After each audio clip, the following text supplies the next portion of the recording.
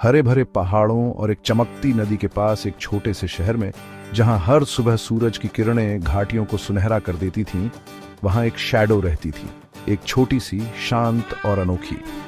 Shadow अक्सर अकेली बैठी रहती थी, अपने ही ख्यालों में खोई हुई, जैसे वो इस रंगीन दुनिया का हिस्सा होते हुए भी अलग सी थी। शैडो को लगता था कि वह किसी को दिखती नहीं है, किनारे से जिंदगी को देखती रहती थी। उसे किसी का साथ चाहिए था।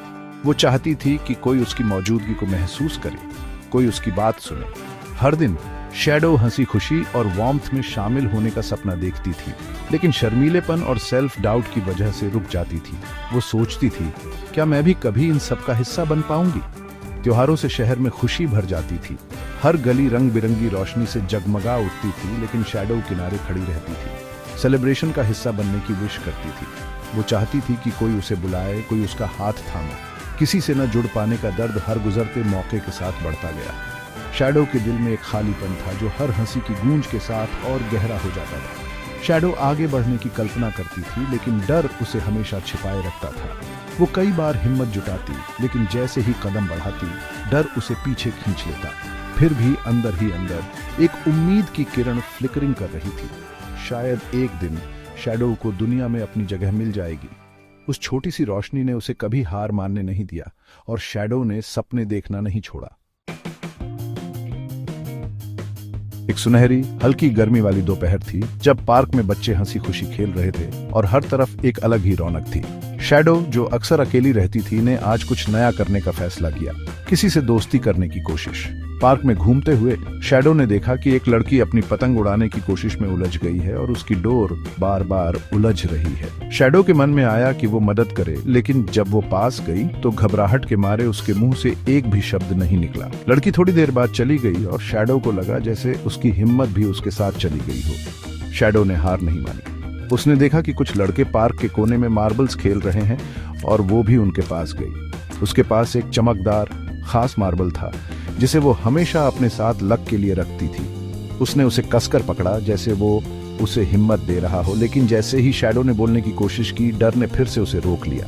वो चुपचाप खड़ी रही और उसकी आवाज गले में ही अटक गई। लड़कों ने शैडो की तरफ ध्यान नहीं दिया और अपने खेल में फिर से मग्न हो गए, जैसे शैडो वहां थी ही नहीं।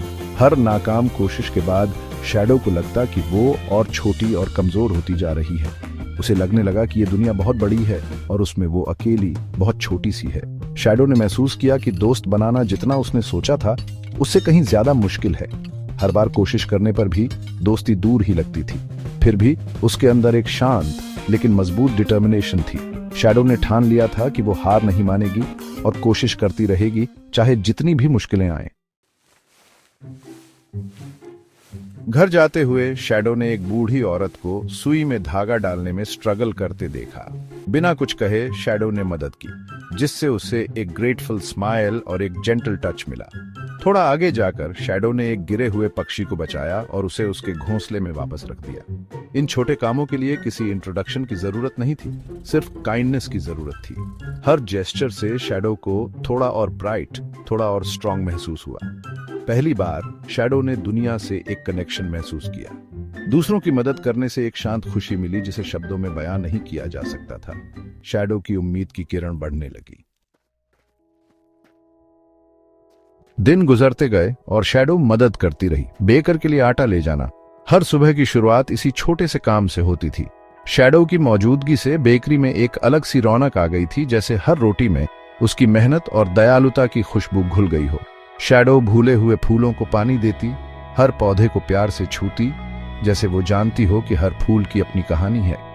धीरे धीरे टाउन स्क्वायर रंग बिरंगे फूलों से भर गया और लोग रुककर उनकी खूबसूरती को देखने लगे। शैडो खोए हुए खिलौने बच्चों को लौटाती, उनकी मुस्कान देखकर उसका दिल भी खिल उठता। हर बार जब कोई बच्चा शैडो को धन्यवाद कहता, उसे लगता जैसे उसकी इनविजिबिलिटी थोड़ी कम हो गई हो। धीरे धीरे लोगों ने उस जेंटल प्रेजेंस को नोटिस करना शुरू कर दिया, जो हमेशा मदद के लिए तैयार रहती थी।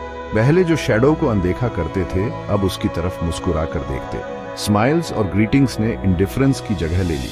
टाउन में एक नई वार्मथ आ गई थी, जैसे शैडो की काइंडनेस सबके दिलों में उतर गई हो। शैडो को एहसास हुआ कि वह अब इनविजिबल नहीं है, वह शहर की स्टोरी का हिस्सा थी। अब वह सिर्फ एक परछाई नहीं, बल्कि कम्युनिटी की एक जरूरी कड़ी बन गई थी। एक शाम खिड़की में देखते हुए शैडो ने खालीपन नहीं बल्कि शांत स्ट्रेंथ देखी। सनसेट की रोशनी में उसे अपनी जर्नी की अहमियत समझ आई। जो रोशनी शैडो ढूंढ रही थी वह हमेशा से उसके अंदर ही थी। काइंडनेस, एम्पैथी और करेज, उसकी अच्छाई ही उसकी सबसे बड़ी ताकत थी, जो हर दिन और गहरी होती जा रही थी। शैडो का जेंटल नेचर ही उसका गिफ्ट था, कोई फ्लॉ नहीं। उसकी सॉफ्टनेस ने ही उसे दूसरों से जोड़ दिया था और यही उसकी पहचान बन गई थी। हर छोटे काम ने शैडो को अपनी जगह और पर्पस ढूंढने में मदद की थी। अब उसे पता था कि उसकी लाइट दूसरों की मदद करने में ही सबसे ज्यादा चमकती है और यही उसकी असली ताकत है। नए कॉन्फिडेंस के साथ शैडो ने बड़े सपने देखे, सिर्फ फिट होने के नहीं बल्कि काइंडनेस फैलाने के। शैडो की स्टोरी ने दूसरों को इंस्पायर किया। आपको दिखने के लिए लाउड होने की जरूरत नहीं है, प्यार के छोटे काम दुनिया बदल सकते हैं। शैडो ने सीखा कि उम्मीद हर दिन के मिरेकल से बनती है, किसी एक का इंतजार करने से नहीं। जो कभी इनविजिबल थी वह जेंटल स्ट्रेंथ की बीकन बन गई। हर किसी के अंदर एक रोशनी होती है, यूनिक, ब्यूटीफुल और शेयर करने लायक। अगर आपको कभी शैडो जैसा महसूस हो तो याद रखना, आपकी काइंडनेस ही आपकी रोशनी है और ये काफी से ज्यादा है।